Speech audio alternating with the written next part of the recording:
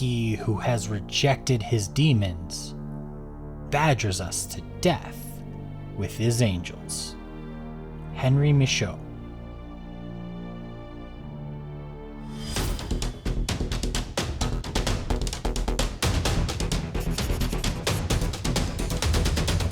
The thing about these change horrors from One Page Rules Change Demon Faction from this month's Patreon is that they remind me of angels from the video game Bayonetta. Their skin's quite pale, and that got me thinking, what if each of the different size horrors wasn't a different color, but a different hue? So go from dark to light. Of course, this is part of my demon color palette swaps, so it'll also be done with some more plague-like colors, making them plague angels, if you will.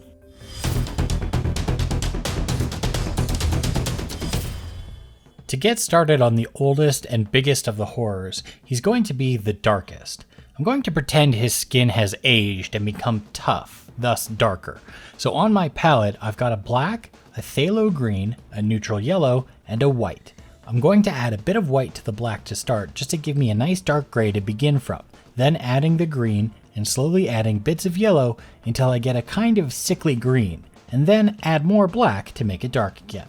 I just need a base coat with this, so it can be done with either a brush or an airbrush. I was going to show me using a bit of the brush, but as I did, this didn't look dark enough, especially not dark enough to start with. So I returned to the palette and added more black, and then tested this darker shade on his arm.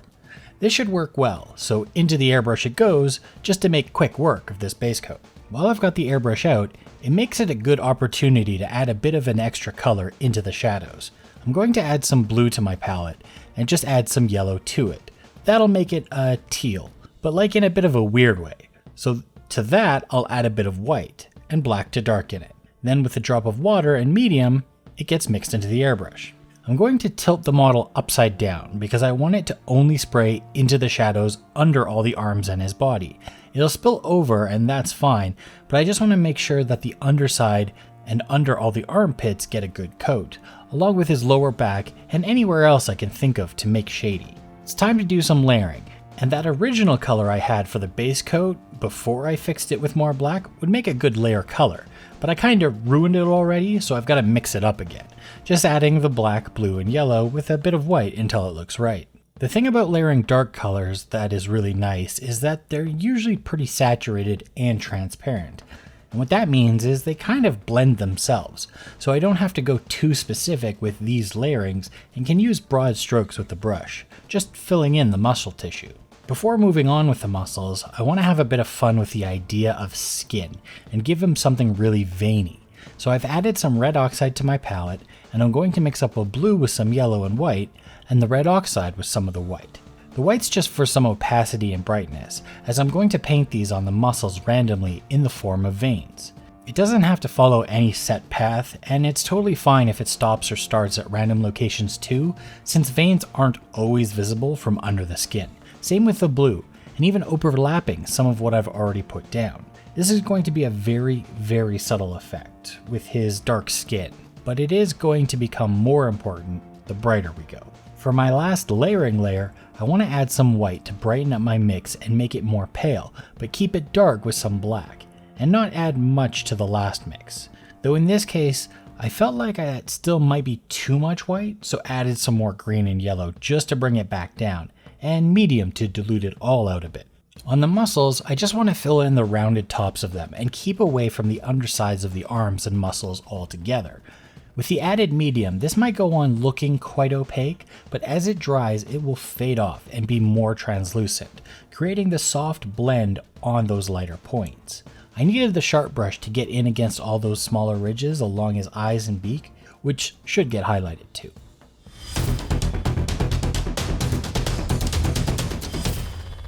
So my medium guy here is a bit of a frail one, so he's only sticky tacked to the base instead of super glued. So if he falls off or looks shaky, that's why. But this was my favorite pose. I think for a medium skin, where I had my first mix before I corrected it with the black seemed right. But this time with a little more saturation, so still just green, yellow, and black and white, but more of the green and yellow and less of the black. Well, I was having some trouble keeping him attached to the base still, and so as the Paintman, I'm going to have to solve this problem like a man, by borrowing some of my sister's skull pattern duct tape and sticking him down for good. Yeah, it covers his foot, but that's a later problem. I want his shadows to be blue too, but seeing as how this is the more saturated and light version of the skin, I want a saturated blue. So to get it dark, instead of black, I'm just going to mix it with some of the red oxide, which makes it purple a bit. So I add in some green to bring it back to being blue. It doesn't really seem like it should work that way, but it does, because when red and green date, they make little baby chromatic blacks. So that's why it does. This gets dolloped into the airbrush and the model flipped upside down again, so I can spray it into the shadows under his arms. Because his arms are facing the same direction this time, it's actually easy to get it right under the arms, but I'll make sure to get in the shadowy side of his body and legs too. Hey, you remember those veins I did on the first one? Well, I'm doing that again, this time starting with blue, cause why not? But it's the same colors, just putting snaking lines all over this guy again. I know I haven't done another layer first, but I figure his layers are going to be quite transparent anyway, so this should still work. For his first layer, I just want to use the green and yellow, but a tiny bit of neutral gray in there to have some white and black still within these colors, so it's not at full saturation, which might look less plague than I'd prefer. And just like the first one, this is just going to be layered up in pretty wide strokes. Green and yellow are quite transparent, so I'm not too worried about covering stuff up. Most of it should self-blend because of that transparency. For his last layer, I can't get brighter with just the yellow and green, so I'm going to have to use some white, which is fine.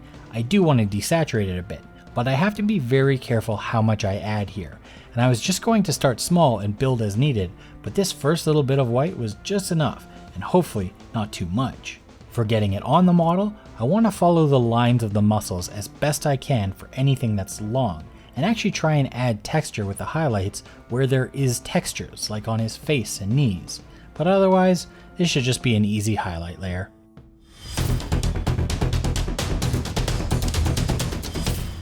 So when I primed these, I added a drop of green and yellow ink to the gray primer.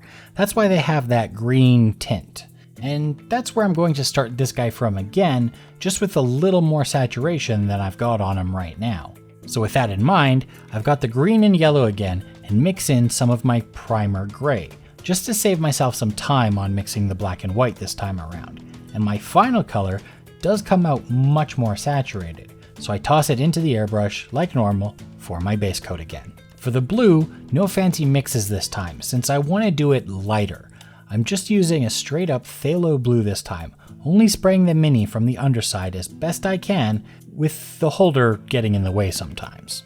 I'm going to do a layer before the veins on this one because I feel like with pale skin, we really want to see those showing through. So they're better to be put on towards the later layers. So for this intermediate layer, I'm just going to put more gray into the mix and start layering it around the model.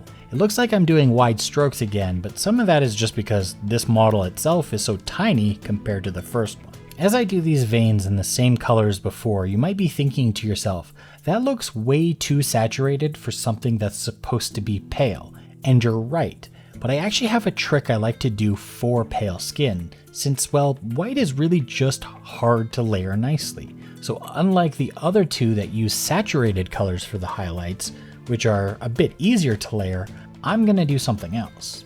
And it's a magic best used through the use of the airbrush, which I'm just going to load with a bunch of my medium, about 3 drops. It's going to be important for this to keep the layer translucent.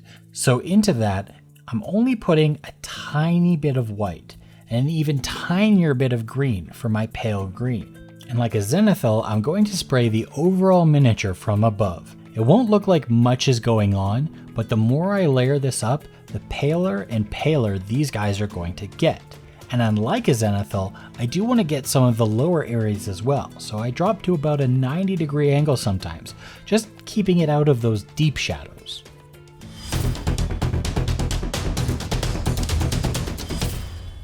To finish off the Fab 3, or 4 I guess, I just did their little bangles and tied cloths and eyes and beaks in an assortment of colors, as well as tinting anything feathery a yellow. The more important part though being this skin, because that's mostly what they're made up of. Contrast is a weird thing. While it seems like it'd be easy to just go from really dark to really light, it can matter a lot where you make the cutoff. For the dark one, had I gone any lighter, I think he'd have ceased to be the dark one. And for our little pale guys, if I went hard on the white, then there wouldn't be any color. So it's something to think about when picking paints, not just about the color, but how dark or light the final look should be as well. Please subscribe if you liked this video, and check the link in the description to my Discord where I talk all sorts of nonsense about miniatures painting, provide critique on paint jobs, and occasionally stream.